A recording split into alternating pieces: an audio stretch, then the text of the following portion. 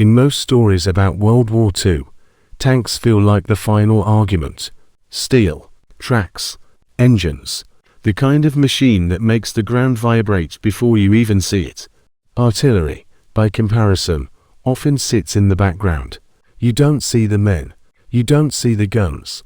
You only see explosions in the distance and hear someone say, "Artillery support is on the way." But on one cold, grey morning of the war, those roles quietly reversed. The tanks were supposed to be the deciding force, and an artillery officer with no tanks of his own had to stop them. The story begins in a cramped, muddy command post a few kilometers behind the front line. It is not a big headquarters. No polished operations room, no huge staff.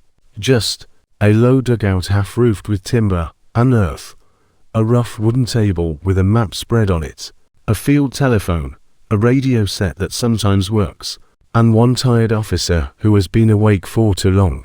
He is responsible for a small group of artillery batters assigned to support an infantry sector, not the main line of some famous offensive, not a glamorous elite unit, just a patch of front that looks ordinary on a map.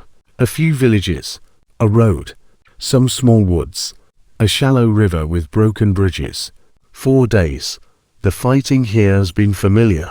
Probes, patrols, shelling, short attacks that gain a field or two and then stop. But last night, everything changed. Around midnight, reports began to come in from scouts and listening posts ahead of the line. Movement, engines, more than usual. A low, distant rumble felt through the ground. At first, the messages were cautious. Possible mechanized movement on enemy side. Sounds like heavier vehicles on the road. Then, as more eyes and ears reported in, the shape of the danger became clear. Tanks. A lot of them. The enemy was bringing armored units forward, massing for a concentrated attack on this sector. For the infantry holding the line, the thought was terrifying. They had some anti-tank weapons, a few guns, some handheld launchers, some mines laid in likely approaches, but not enough to feel confident.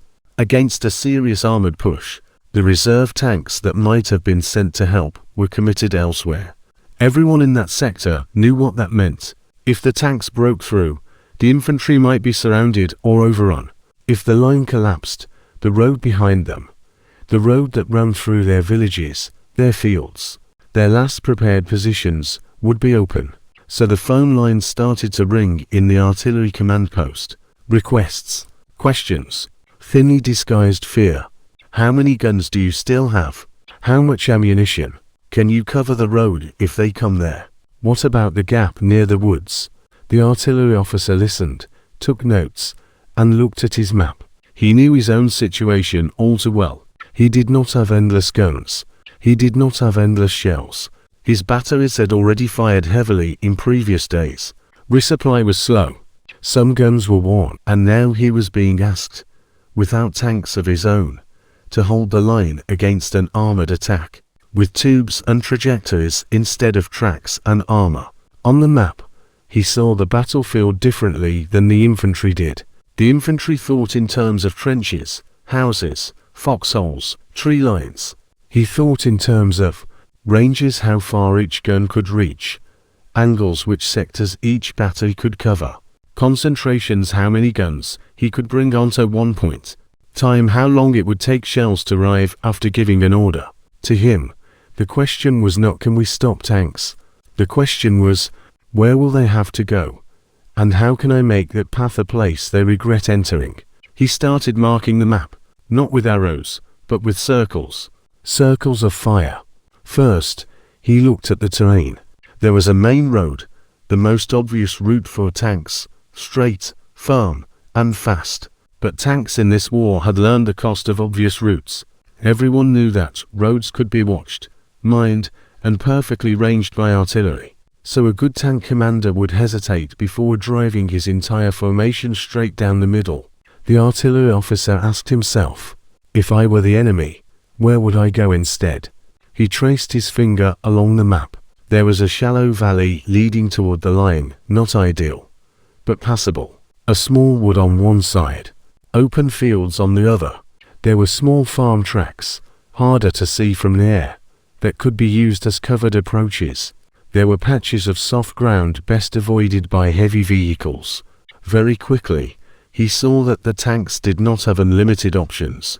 They had a few corridors, wide enough for armored movement, but narrow enough that if he timed his fire right, the corridors could become traps. He began to plan in layers. This was not about one massive bombardment and then silence. This was about using his limited artillery like a series of doors and walls. First, hit them as they approach. Then, hit them again as they bunch up to cross a bottleneck. Then, hit them when they deploy and try to break through the infantry line.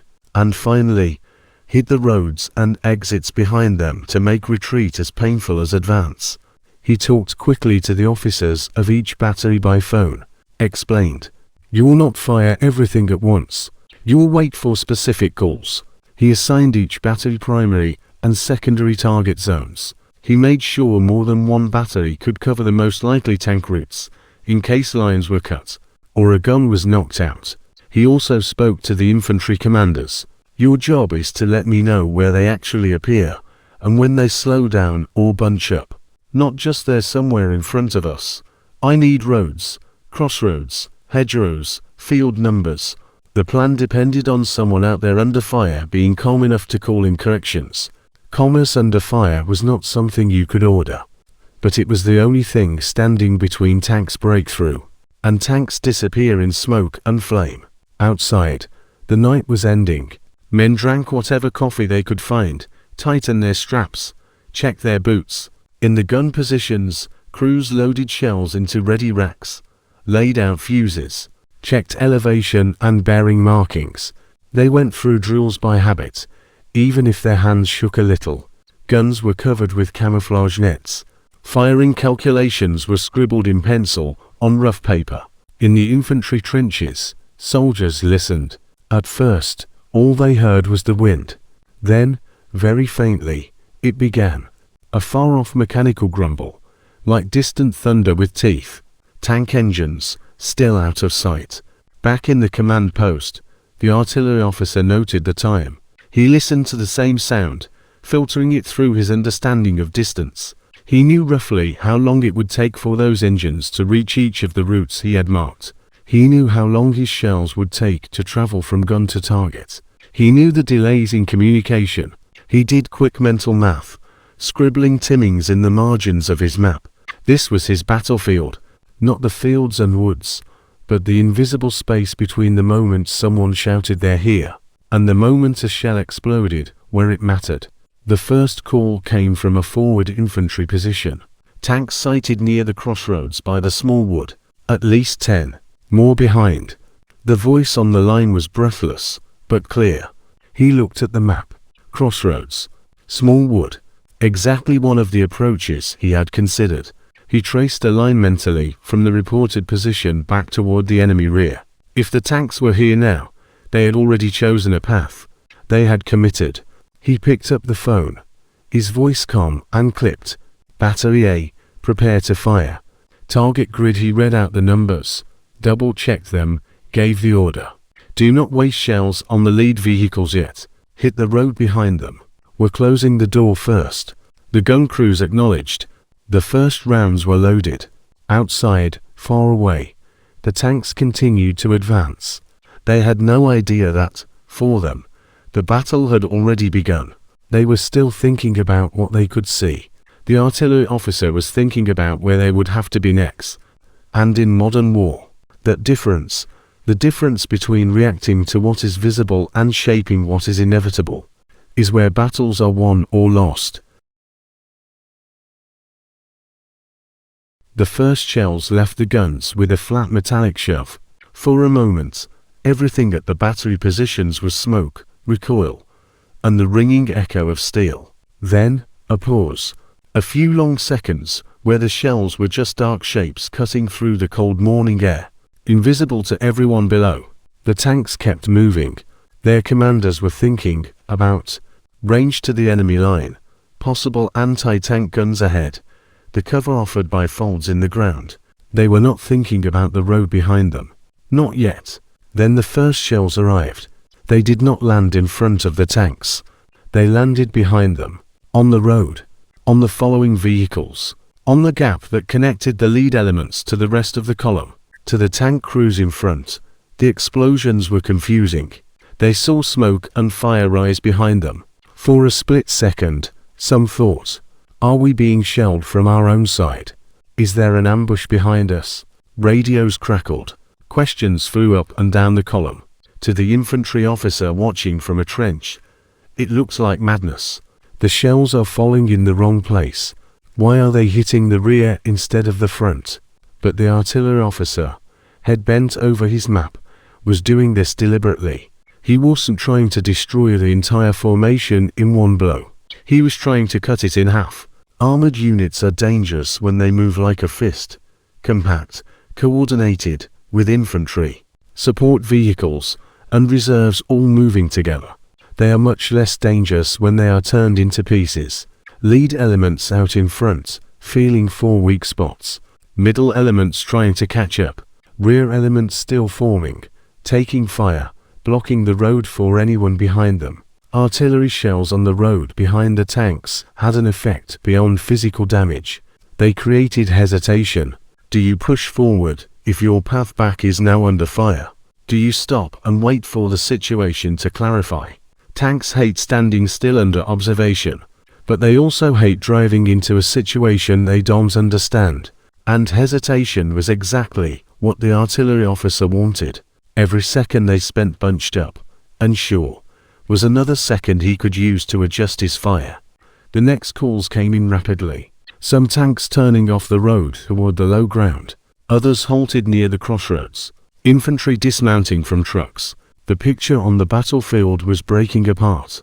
Exactly as planned. He shifted fire missions. Battery A, shorten your range. Same road, closer to the crossroads. Battery B, new target. The field north of the wood, where they're starting to spread out. Battery C, stand by. You will hit the edge of the village if they try to push there. It was like tightening a net. They wanted to escape the road, fine. Now the open field would be bracketed by shells. They wanted to swing toward the village, fine.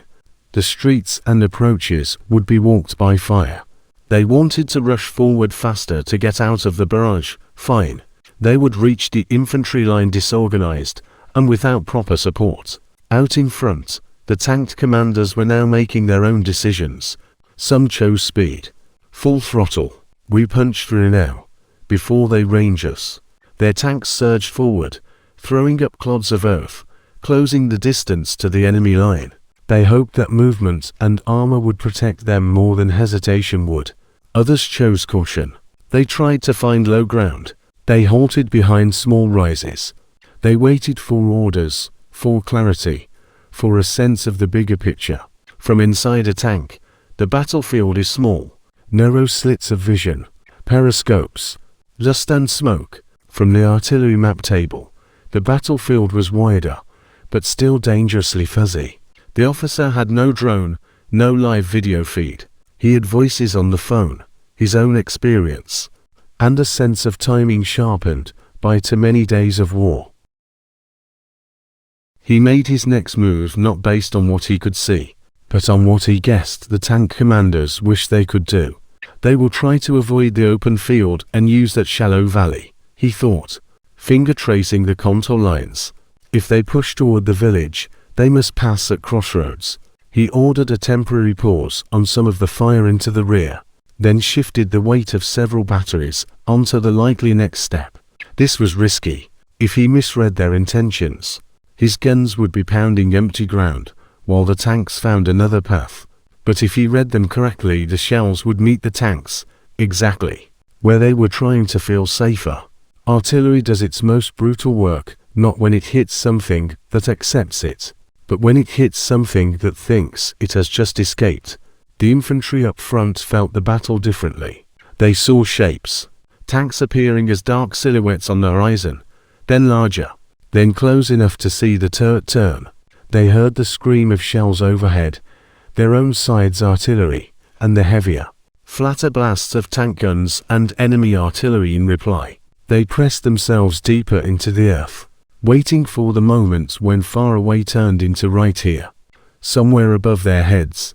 The sky was full of invisible arcs, parabolas of steel that would decide whether those tanks arrived in good order or as scattered, isolated threats that could be picked off with the few anti-tank weapons they had. Soon, one of the forward observers started shouting into the phone. "They're clustering in the valley. They're stuck, I think. There's shell craters and a damaged vehicle blocking the narrow part." The artillery officer's pencil stabbed at that spot on the map. Valley. Narrow. A natural bottleneck had just become a man-made trap. Battery A and B. Fire for effect on that grid. Maximum rate for 2 minutes. Then shift 50 meters forward. The guns barked. Again and again. Shells poured into the valley, turning it into a storm of metal. Track links ripped from vehicles, optics shattered, engines spitting flame. Infantry who had been raiding on the tanks thrown into ditches, stunned or worse. Some tanks tried to reverse, but the road behind them was cratered and blocked. Others tried to press forward, only to run into more wrecks and explosions. It was no longer an advance. It was a pile-up. On the flanks, other armored elements tried to skirt around the beaten zone. They looked for quiet ground, anywhere the shells were not falling. But now the artillery officer was no longer guessing. He knew where they had tried to go. He knew where they had been stopped. He knew where they would try next.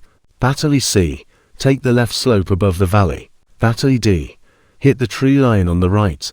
That's where they'll send their infantry to flank. He was, effectively, drawing a shape on the battlefield, an invisible rectangle of danger, and shrinking it around the tank force. Not a physical wall, a psychological one. Anywhere they moved, the world seemed to explode. Forward, shells. Back, shells. Left, shells. Right, shells. It felt, from inside the trap, like the artillery was everywhere. In reality, it was just enough guns firing at exactly the right moments, at exactly the right places. Of course, the enemy was not passive. Their own artillery began searching for the guns that were tearing up their attack. Counter-battery radar was primitive or non-existent, but sound ranging, flashes, and experienced observers could still give them rough locations. Soon, shells began to land near the Allied guns. One battery took a direct hit. A gun was destroyed. Men were wounded, others running to pull them away from ammunition that might cook off. The artillery officer listened to the brief, sharp report over the line. Battery B has lost one piece. We can still fire with the rest. He acknowledged, but did not change the fire plan. He could not afford to. If he eased pressure now, the tanks might pull themselves out of the mess. He had to accept that he was in a duel, not just between guns and tanks, but between his nerve and the enemy commanders. At this point in the battle, there were really 3 fights happening at once.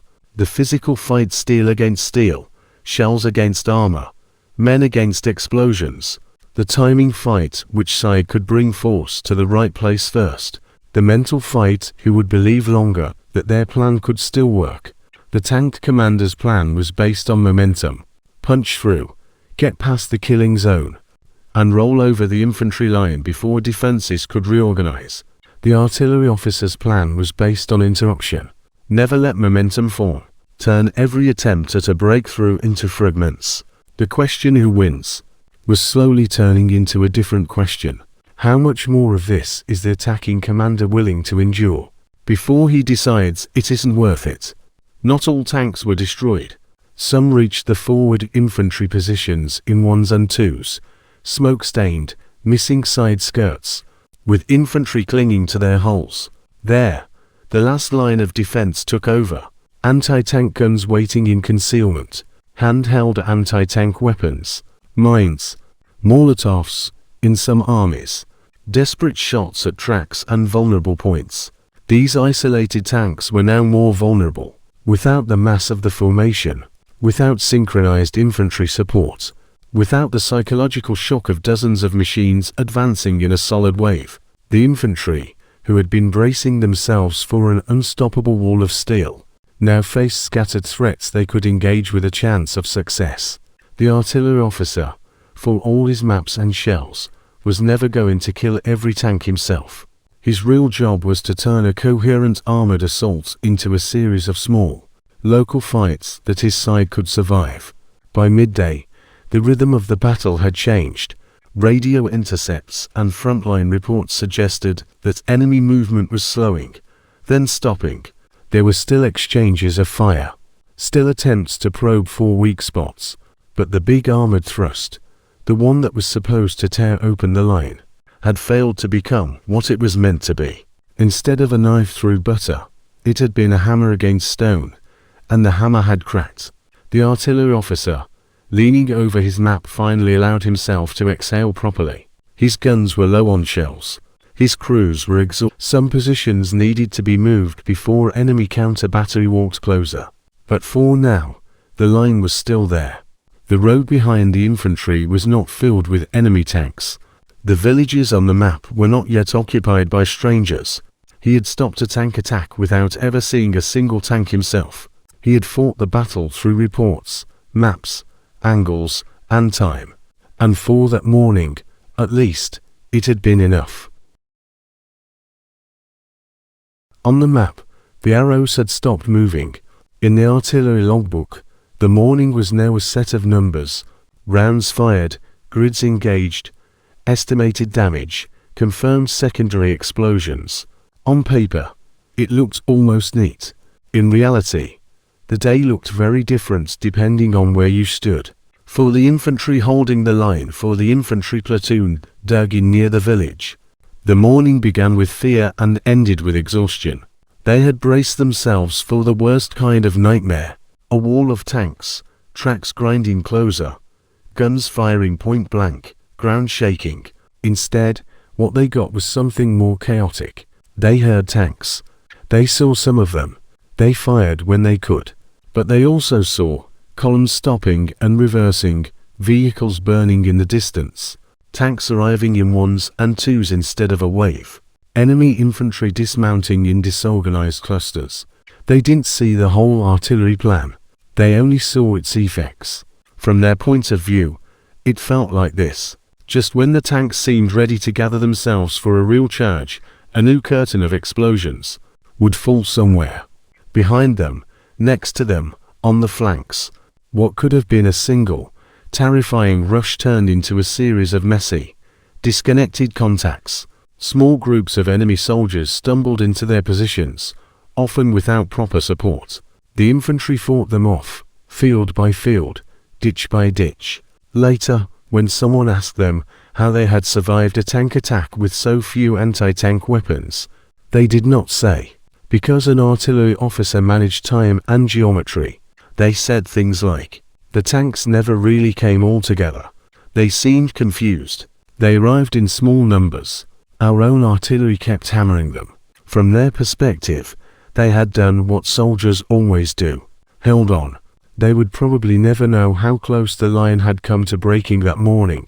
If the artillery had been a little slower, a little less accurate, a little less stubborn.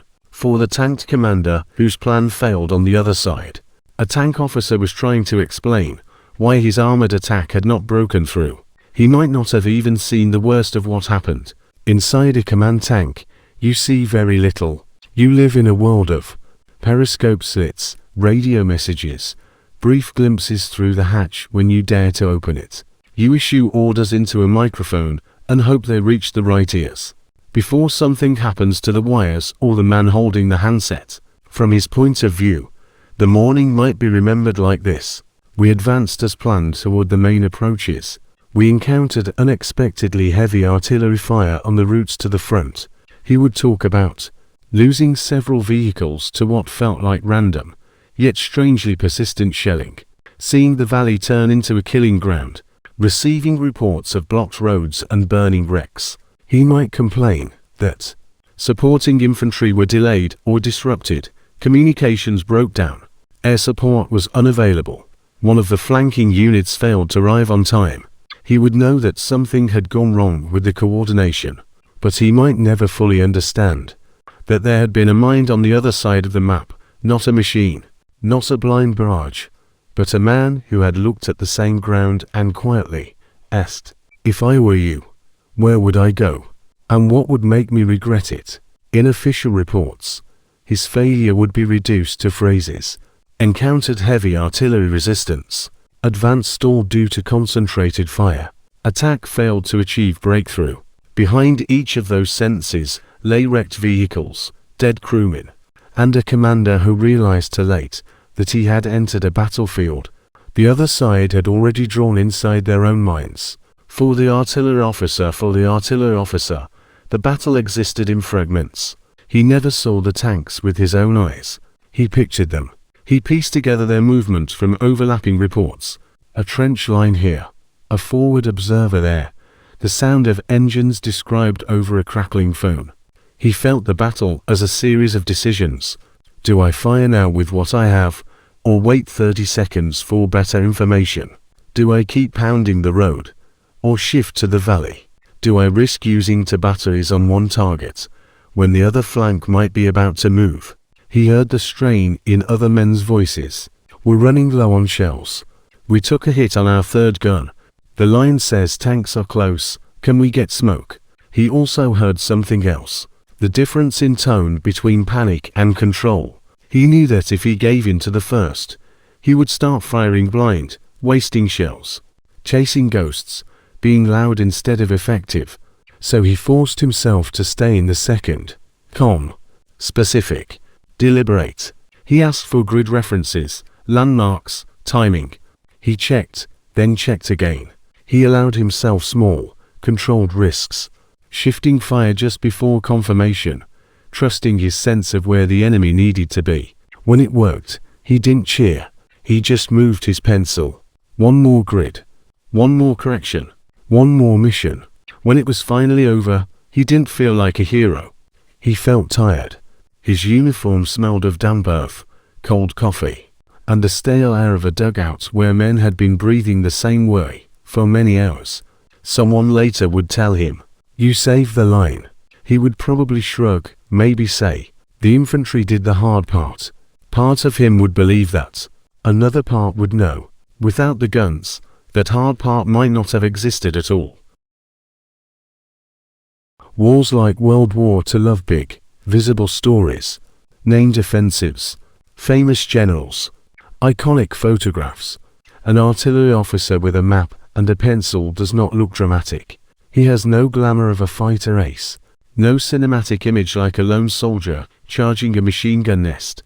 Yet battles are full of people like him, men and women in small command posts, relay stations, signal huts, engineer sections, whose decisions shape the day without ever being seen by a camera. This is one of the quiet truths of modern war.